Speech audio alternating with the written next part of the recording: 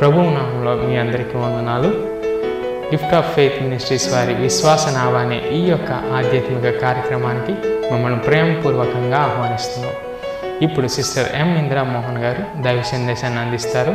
ఈ యొక్క ఆధ్యాత్మిక కార్యక్రమం మీ ఆత్మీయ జీవితాలకు మేలుకరంగాను దీవెనకరంగాను ఉండాలని ప్రార్థిస్తున్నాం. జీవముగల దేవుని నామానికి మహిమ కలుగును గాక.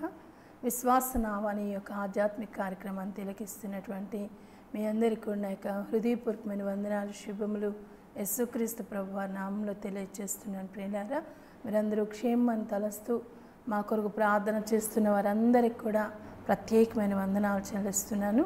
ప్రార్థన చేసుకుని ఇది నా వాక్య ధ్యానంలోనికి మనం వెళదాం. ప్రియులారా, ప్రార్థన. మహోన్నతుడు అయిన దేవ, ప్రియ పరిశుద్ధాత్ముడు నానా జీవమునకు దాత రక్షక మీకు వందనాలు. మీ నామమునకే మహిమ ఘనత ప్రభావములు ఆరోపిస్తున్నాను. నమ్మదగిన వాడు పరిశుద్ధుడు నాయన. అయా, మీ యొక్క వాక్కు ద్వారా మీరు మాతో మాట్లాడుతున్నందుకు మీకు వందనాలు. మీ వాక్కు ద్వారా మమ్మల్ని బలపరుస్తున్నందుకు మీకు వందనాలు అయ్యా.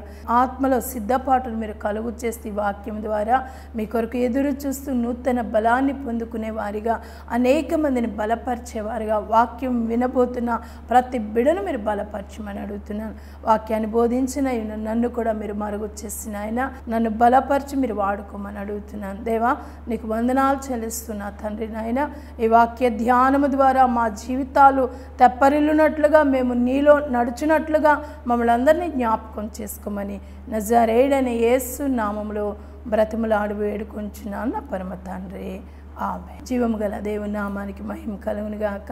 మరి పరిశుద్ధ ఆత్మదేవుడు అనేకమైన అంశాలు మనతో మాట్లాడుతూ వస్తూ ఉన్నారు. దాన్ని బట్టి దేవునికి వందనాలు చెల్లిస్తున్నాను.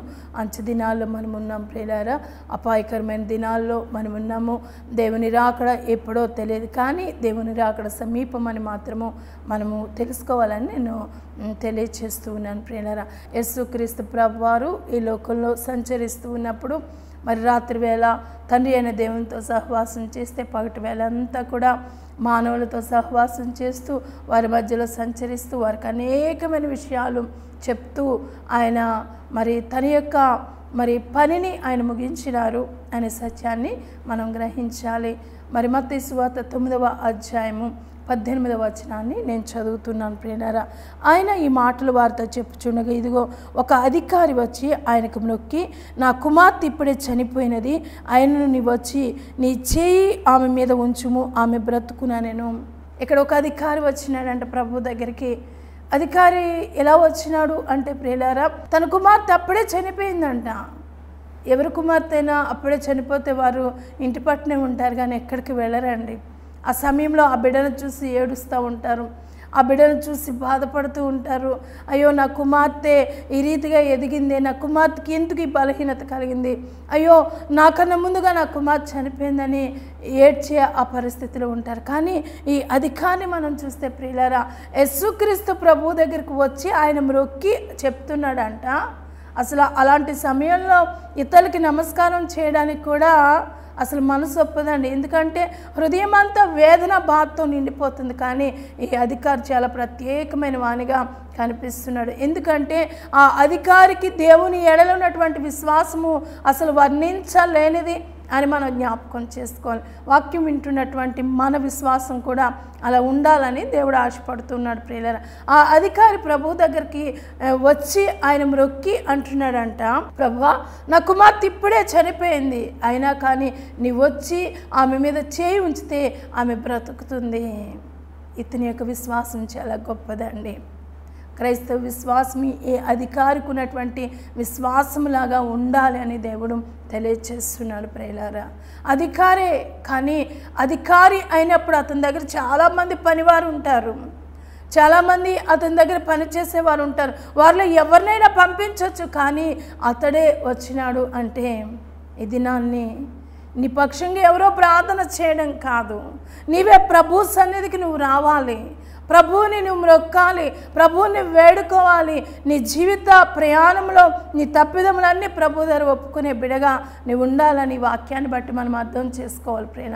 అతనుకున్న పరిస్థితి ఎవరి ద్వారానో పంపించలేదు, కానీ అతడే స్వయంగా ఆ సమయంలో అంత వేదన శోధనలో కూడా చనిపోయినటువంటి తన కుమార్తెను అక్కడ ఉంచి ప్రియులారా ప్రభు దగ్గరికి రావడం అనేది చాలా గొప్ప సంగతి అని మనం జ్ఞాపకం చేసుకోవాలి.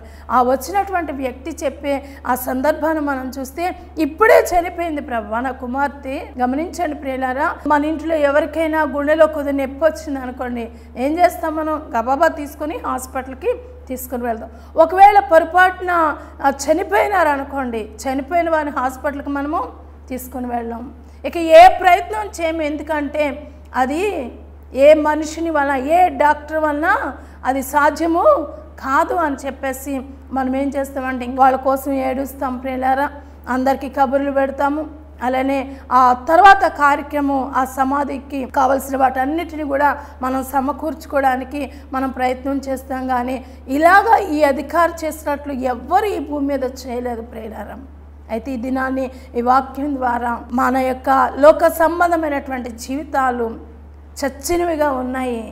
ఆత్మీయమైన జీవితాన్ని మనం జీవింప చేసుకోవడానికి, ఆత్మలో ఎదగడానికి మనము ప్రభు సన్నిధికి మనం వచ్చేవారిగా ఉండాలని లేఖనంలో నుండి పరిశుద్ధాత్మదేవుడు మనతో మాట్లాడుతూ ఉన్నాడు ప్రియులారా. చనిపోయిన తర్వాత ఆయన ప్రభు దగ్గరకు వచ్చినాడంటే ప్రభు చనిపోయిన వారిని సైతము బ్రతికించగల సమర్థుడని, అతడు అధికారి అయినప్పటికి కూడా, అతడు ఉన్నతమైన స్థితిలో ఉన్నవాడు అయినప్పటికి కూడా దేవునికి ఉన్నటువంటి ఔన్నత్యాన్ని, ఆ దేవునికి ఉన్నటువంటి ఆ శక్తి సామర్థ్యములను అంచనా వేసిన వాడుగా ఉన్నాడు. కనుకనే ఆయన దగ్గరికి వెళితేనే పని జరుగుతుంది.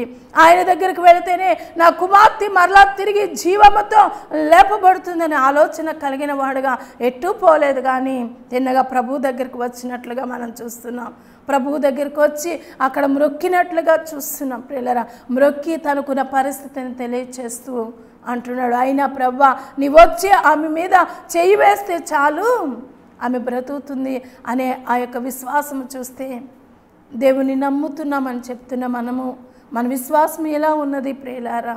చాలాసార్లు మన జీవితాల్లో బలహీనత కలిగినప్పుడు అధైర్యపడిపోతాం. ఏం జరిగిపోతుందా అని అనుకుంటాం. చనిపోయిన తర్వాత కూడా అతను నమ్ముతూ ఉన్నాడంటే ఎంత ఆధిక్యత! ఈ లోకంలో జీవిస్తున్న నీవు నేను నమ్మాలి ప్రియులారా. యేసుక్రీస్తు ప్రభువారు ఆయన మరణించిన వారిని తిరిగి లేపాడు అని లాజరు గురించి చదువుతున్నాం మనం.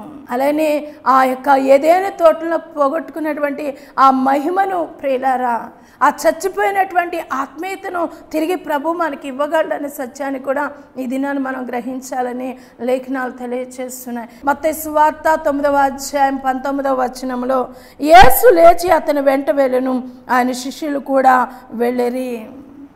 ఈయన అధికారి, ప్రభు ఏమో సృష్టికర్త రక్షకుడాయే. మరి ఈయన కూడా ఆయన వెంట వెళ్ళడండి. ఇక్కడ కూడా ప్రభులో తగ్గింపు మనం చూసుకోవాలి. అక్కడ ఒక మనుషుల్లో తగ్గింపు చూస్తున్నాం, ఇక్కడ దేవుల్లో తగ్గింపు చూస్తున్నాం. ఒక లోక సంబంధమైనటువంటి వ్యక్తిలో తగ్గింపు, ఆత్మ సంబంధంగా ఎదుగుతున్న నీలో నాలో కూడా యేసుక్రీస్తు ప్రభు వారికి ఉన్నటువంటి తగ్గింపు ఉన్నదా లేదా ఈ దినాన్ని మనం ఆలోచన చేసుకోవాలని పరిశుద్ధాత్మ దేవుడు తెలియజేస్తున్నాడు. అతడు వచ్చాయా నా కుమార్తె చనిపోయింది, అయ్యా నువ్వు రా, అయ్యా నువ్వు చేయి ఉంచితే చాలు అంటే అతని యొక్క విశ్వాసం చాలా గొప్పది, మామూలు విశ్వాసం కాదు.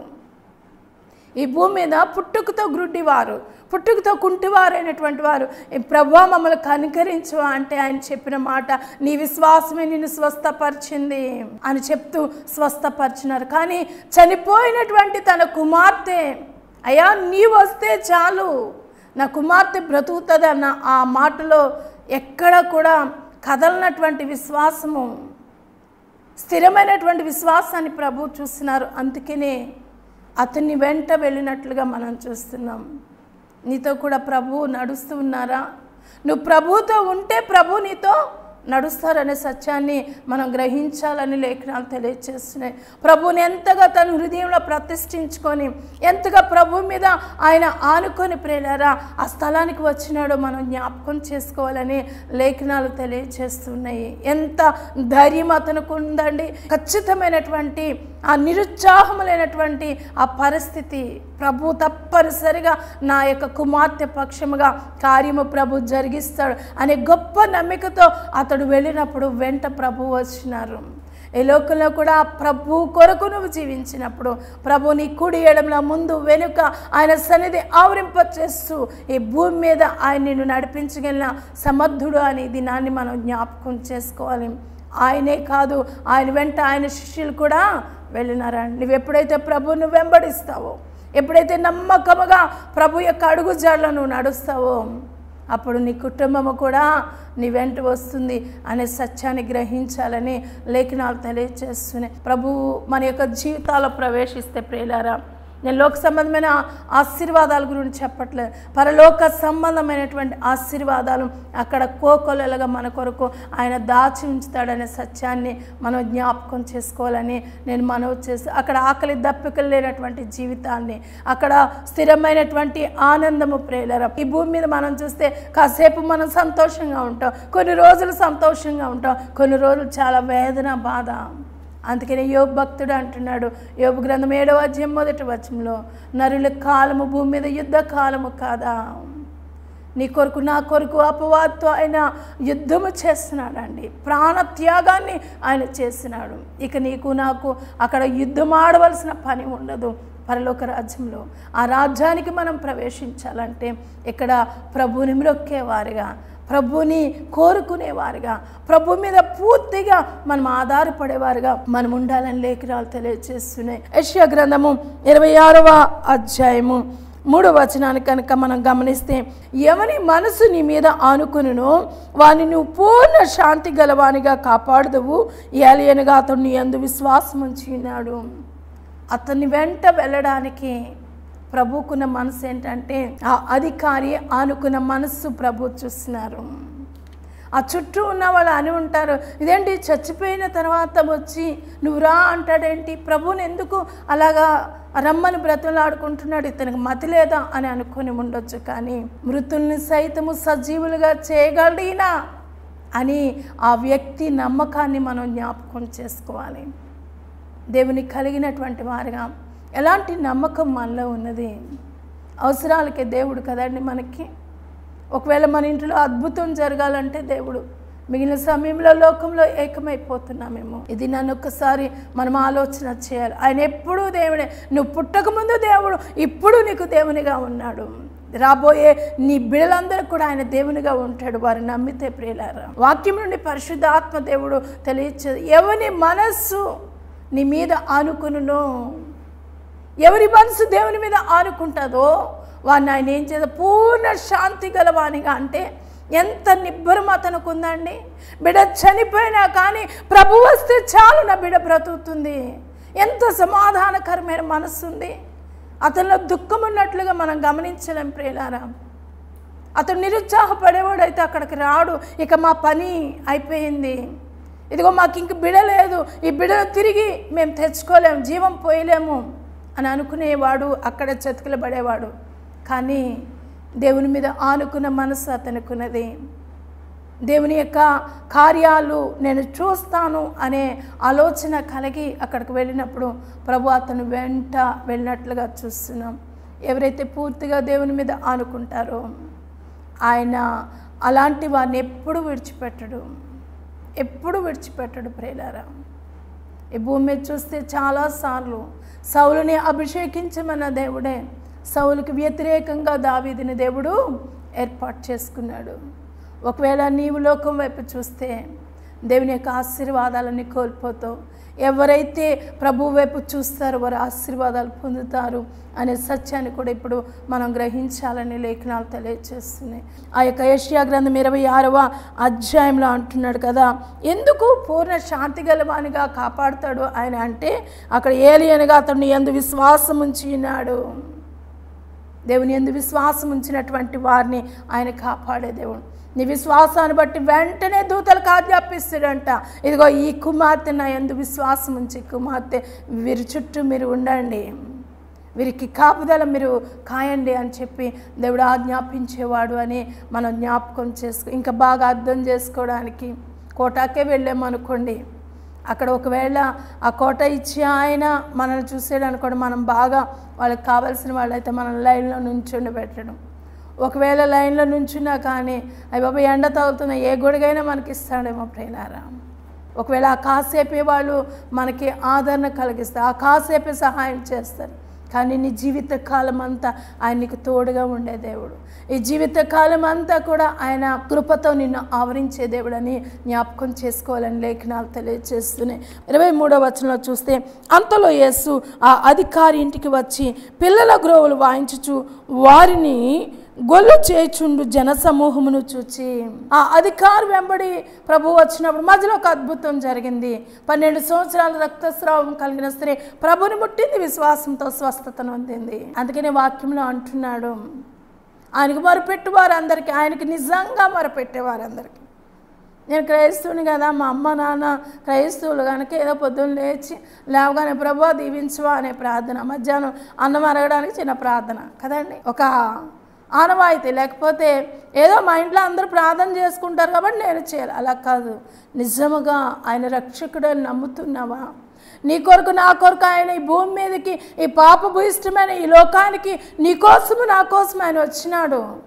మన కోసము ఆయన బలి అవ్వడానికి వచ్చి బలి అయిపోయినాడు. ఆయన చనిపోయినాడు, తిరిగి లేచాడు, ఆయన పరలోకానికి వెళ్ళినాడు. పరిశుద్ధాత్మనే ఆదరణకర్త నా కోసం ఆయన పంపించినాడు అనే ఆలోచన నువ్వు కలిగి దైవ చిత్తాన్ని అనుసరించి, దైవ చిత్తము ప్రేలారా ఈ భూమి మీద మన ఇష్టాన్ని కాదు నెరవేర్చ, ప్రభు నన్ను కలుగు చేసినాడు ఈ భూమి మీద.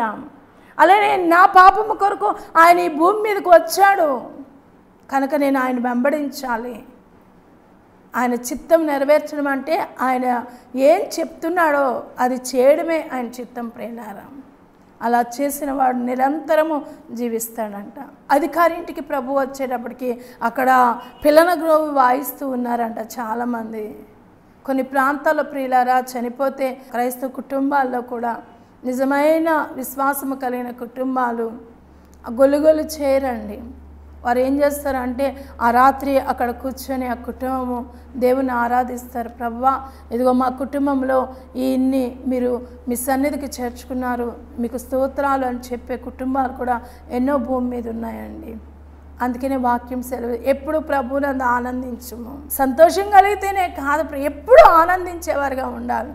ఎందుకంటే ఆయన నిరంతరం ఏకరీతిగా ఉన్న దేవుడు కనుక ఆయనలో నీవు ఉన్నప్పుడు ఆ ఆనంద సంతోషాలు నీకు ఉంటాయనే సత్యాన్ని గ్రహించాలని లేఖనాలు తెలియజేస్తున్నాయి. ప్రభు ఆ ఇంటికి వచ్చినప్పుడు ప్రియులారా పిల్లల గ్రోవు ఊతున్నటువంటి వారు అక్కడ ఉన్నారు, గొల్లు చేస్తున్నటువంటి వారు కూడా అక్కడ ఉన్నప్పుడు ఆ జన సమూహాన్ని ఆయన చూసి ఆయన చెప్తూ ఉన్నారంట. ఏమి అంటే, స్థలమియుడి, ప్రభు వెళ్ళడానికి వీలు లేనటువంటి రీతిలో ప్రియులారా ఆ యొక్క అధికారి ఇంటి ఆవరణ ఉన్నది అని జ్ఞాపకం చేసుకోవాలి.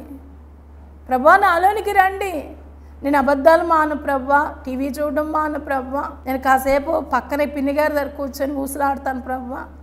ఇవన్నీ నీలో ఉంటే ప్రభు ఎలా వస్తాడు అనుకుంటున్నావు ప్రియ సహోదరి? ఒకసారి ఆలోచన చేసుకో. ఆయన పరిశుద్ధుడు, మనం పరిశుద్ధులుగా ఉండడానికే ఆయన మనల్ని పిలిచినాడు. ఆయన పరిశుద్ధ రక్తంలో కడగబడి ఆయన కొరకు ఎదురు చూస్తే ఆయన వచ్చినప్పుడు ఎత్తబడే గుంపులో మనం తీసుకొని వెళ్ళడానికి ఆయన రాబోతూ ఉంటుండగా నువ్వు సిద్ధపడి ఉన్నావు. ఈ దినాన్ని ఒకసారి పరిశుద్ధాత్మదేవుడు నిన్ను ప్రశ్నిస్తున్నాడు. అంతరంగాన్ని ఒకసారి ప్రశ్నించుకో. ఉపవాసం ఉంటే సరిపోదు, కానీ ఆయనకి ఇష్టమైనటువంటి ప్రవర్తన నీలో ఉండాలి. ఆయనకి ఇష్టమైనటువంటి జీవితము నీవు నేను కలిగి ఉండాలని దేవుడు ఈ దినాన్ని తెలియజేస్తున్నాడు. అధికారి రమ్మన్నాడు, ప్రభు వెళ్ళినప్పుడు అక్కడ ఆ పిల్లల గ్రోవు ఊదేవారు, గొల్లు చేసేవారు ఉన్నప్పుడు స్థలమీయుడి. ఎప్పుడైతే ప్రభుకి మన హృదయంలో ఒక స్థానం ఇస్తామో ప్రియులారా, అప్పుడు మనలో ప్రభు ఉండి ఎలా ఉంటే మనం పరలోక రాజ్యానికి వారసులం అవుతాము, అలాగా ప్రభు ఆత్మ మనల్ని సరిచేస్తుంది అనే సంగతిని మనం జ్ఞాపకం చేసుకోవాలని లేఖనాలు తెలియజేస్తాయి. మత్తయి సువార్త 9వ అధ్యాయము 24వ వచనాన్ని నేను చదువుతున్నాను. స్థలమీయుడి, ఈ చిన్నది నిద్రించుచున్నదే గాని చనిపోలేదని వారితో చెప్పగా వారు ఆయన అపహసించిరి. అధికారి చనిపోయిన వెంటనే ఆయన దగ్గరికి వెళ్ళినాడు, ఆయన తీసుకొని వచ్చినాడు. ఇంతసేపు ఆమె కదలలేదు మెదలలేదు ప్రియులారా, ఎందుకంటే చనిపోయింది.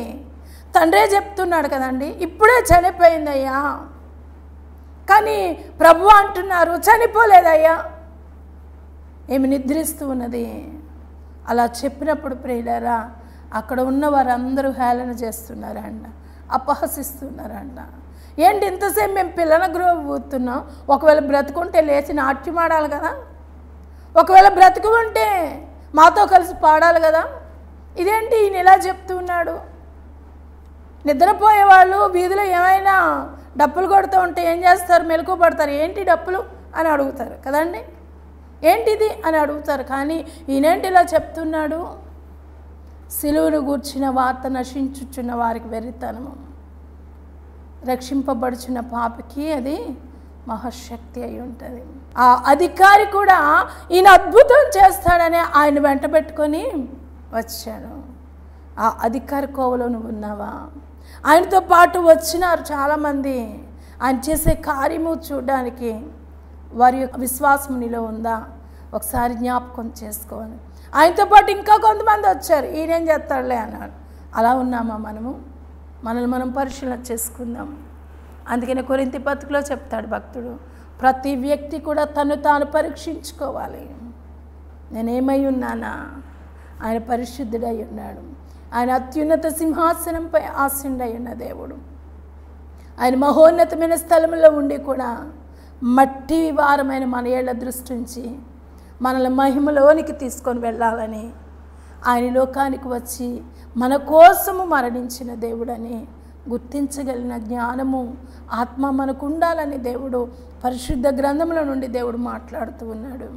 అక్కడ మనం చూస్తూ ఉన్నప్పుడు ప్రియులారా ఆయన చెప్తూ ఉన్నారు ఏమని, ఈమె చనిపోలేదయ్యా, ఈమె నిద్రించినది అని చెప్పినప్పుడు వారందరూ అపహాస్యం చేస్తున్నారంట, హేళన చేస్తున్నారంట, అపహసించినారు అని లేఖనాలు తెలియచేస్తున్నాయి. దేవుని యొక్క ఆత్మ ఎవరిలో ఉంటుందో వారే దేవుని సంగతులు గ్రహించగలరు ప్రియులారా. దేవుని ఔన్నత్యాన్ని వారే గ్రహించగలరు. ఈ అధికారి దేవుని గురించి విని ఉంటాడు. ఆ విశ్వాసముతో ఆయన దగ్గరికి వెళ్ళి, నువ్వు వస్తే చాలయ్యా, చనిపోయింది. ఎంత ధైర్యం అండి! ఏడుస్తూ చెప్పాడని లేదండి బైబిల్ గ్రంథం. ఆయన వచ్చి మ్రొక్కి, నా కుమార్తె చనిపోయింది ప్రభువా ఇప్పుడే, కానీ నువ్వు వచ్చి నువ్వు చేయి ఉంచితే చాలు. ఎంత గొప్ప విశ్వాసము! నీ జీవితం ఎలాంటిదైనా కానీ చాలామంది జీవితంలో ఎందుకు బ్రతుకుతున్నావురా అని అనిపిస్తుంది ప్రియులారా. ఎందుకో బ్రతికినా కానీ చచ్చిన వారి కిందే అని అనుకునేవారు చాలామంది ఉన్నారు. సహోదరి, ఆధారపడొద్దు. ఆత్మలో జీవించే కృపను దేవుడు నీకు ఇస్తాడు. ఆత్మీయంగా నిరంతరము ప్రభువుతో ఆనందించే భాగ్యాన్ని దేవుడు నీకు ఇవ్వబోతూ ఉన్నాడు. ప్రభుని అడుగు, ప్రభువా నాకు సహనాన్ని దయచేయండి, ఓర్పు దయచేయండి ప్రభువా. ఆయన పడిన కష్టాన్ని ఒకసారి జ్ఞాపకం చేసుకున్నట్లయితే, ఆయన శ్రమ ముందు మన జీవితంలో మనకు వస్తున్న శ్రమ కానీ వేదన కానీ ఏ పాటిదండి. ఆయన మన కోసం అంతా ఓర్చుకున్నాడు, మనందరి కోసం ఓర్చుకున్నాడు. నీకు వచ్చే శ్రమను నువ్వు ఓర్చుకున్నట్లయితే, నీకు వచ్చిన శ్రమలో నువ్వు ఓర్పుతో నీవు ప్రభు పాదాలు పట్టుకొని నువ్వు నడిస్తే, ఆ 24 మంది పెద్దల మధ్యలో, ఆ కెరూబులు సెరూబుల మధ్యలో ఆరాధిస్తున్న ప్రభుని చూస్తూ నీవు కూడా వారితో ఆరాధించి ఆనందించే ధన్యత యుగ యుగములో దేవుడు ఇవ్వబోతూ ఉన్నాడు ప్రియులారా. అయితే ఇక్కడ మనం జ్ఞాపకం చేసుకున్నప్పుడు వారు అపహసించిన అని లేఖనాలు తెలియచేస్తూనే అక్కడ చూస్తే ప్రియులారా 25వ వచనం చదువుతున్నా, జన సమూహమును పంపివేసి ఆయన లోపలికి వెళ్ళి ఆమె చేపట్టుకొనగానే ఆ చిన్నది లేచెను. నిన్ను నన్ను కూడా లోక సంబంధంగా నడిపించే వారి యొక్క ఆలోచనలన్నీ పక్కన పెట్టాలి. వారి సాంగత్యాన్ని మనం విడిచిపెట్టాలి, దేవునితో సహవాసం చేయాలి. ఆయన లోపలికి వెళ్ళినాడంట. నీలోనికి ప్రభు వస్తేనే. మేము చిన్నప్పుడు ఒక పాట పాడేవాళ్ళం ప్రియులారా, చాలా శ్రేష్టమైనటువంటి పాట అది. నాలోనికి యేసు వచ్చి జీవాంపు రాజాయను అనే పాట పాడేవాళ్ళం. ఆనందమే నాకు ఆనందమే, నా జీవితమే మారెను అని. నిజంగా ప్రభు వస్తే ఎంత ఆనందం అండి. జక్కయ్య ఇంటికి వస్తే జక్కయ్యలో ఉన్నదంతా బయటకు వచ్చింది కదండి. ఆ పాప జీవితం అంతా పోయిందండి. అప్పుడు ప్రభు అంటే ఇతడును అబ్రహాము కుమారుడు అని ప్రభు చెప్పినట్లుగా మనం ఎంత ఆనందం, ఎంత సంతోషాన్ని ఆ దినాన్ని జక్కయ్య పొందుకున్నాడో మనం జ్ఞాపకం చేసుకో. ప్రభు వారందరినీ బయటకు పంపించి ఆమె చేయి ముట్టుకున్నారంట. 25వ వచనం చదువుతున్నాను ప్రియులారా, జన సమూహమును పంపివేసి ఆయన లోపలికి వెళ్ళి ఆమె చేయి పట్టుకొనగానే ఆ చిన్నది లేచెను. ఒకవేళ మృతతుల్యమైనటువంటి జీవితంలో మనం ఉన్నామేమో, లోక సంబంధమైనటువంటి జీవితంలో మనం ఆత్మీయ జీవితంలో చచ్చిన వారముగా మనం ఉన్నామేమో ఒకసారి మనం జ్ఞాపకం చేసుకోవాలి. ప్రభు చేపట్టుకోవడానికి ఆశపడితే ప్రభు నిన్ను జీవముతో నింపుతారు. జీవము లేనటువంటి ఆ బిడను ప్రభు పట్టుకున్నారు. ఆయనలో ఉన్నటువంటి జీవము ఆమెలోనికి వెళ్ళింది. వెంటనే ఆమె లేచినట్లుగా చూస్తున్నాం. ఈ దినాన్ని కూడా అదరిపడుతున్నావా? ఎందుకులే ఈ జీవితం అనుకుంటున్నావా? ఎంత నేను ప్రార్థన చేసిన ఇలా అని అనుకుంటున్నావా? నమ్మకానికి ఆస్పదము కలుగును. మరణం వరకు నమ్మకంగా ఉండు. ఎలాంటి పరిస్థితి అయినా ఈ భూమి మీదే కదా, ఈ భూమి మీద కొంతకాలమే కదమ్మా మనం బ్రతికేది. ఇన్ని సంవత్సరాలని లేదు. ఎప్పుడు దేవుడు పిలిస్తే అప్పుడు మనం వెళ్ళగలం ప్రియులారా, ఆత్మీయంగా మనం బ్రతికితే. అలాంటి జీవితాలు కావాలనే దేవుడి దినాన్ని మాట్లాడుతున్నాడు. ఆయనకి నీ హృదయంలో స్థలం ఇచ్చే బిడ్డగా, ఆయనకి నీ హృదయంలో స్థానం ఇచ్చే బిడ్డగా, ఆయన నీ హృదయంలో ప్రతిష్ఠించుకునే బిడ్డగా, ఆయనకి ఎక్కువ సమయం ఇచ్చే బిడ్డగా నువ్వు ఉన్నప్పుడు ఈ లోక సంబంధమైన ఏ యొక్క వేదన కానీ, ఈ లోక సంబంధం ఏ పరిస్థితి కానీ నిన్ను కృంగదీయదని ఇది నా పరిశుద్ధాత్మదేవుడు నీతో మాట్లాడుతున్నాడు. అటు ఆధిక్యత నీకు కావాలంటే ప్రార్థన చేద్దాం ప్రేరణ. ఆనాడు చనిపోయినటువంటి ఆ కుమార్తెను లేపిన దేవుడు ఇది నా బ్రతికే ఉన్నావు, కానీ సమస్యలను ఒత్తిడి నీ మీద ఉన్నాయి, కష్టాలు ఉన్నాయని వేదన పడుతున్నావు, చనిపోవాలని అనుకుంటున్నావా? వద్దు. నీ అంతా నువ్వు చనిపోతే అది నీకు ఆశీర్వాదకరం కాదు.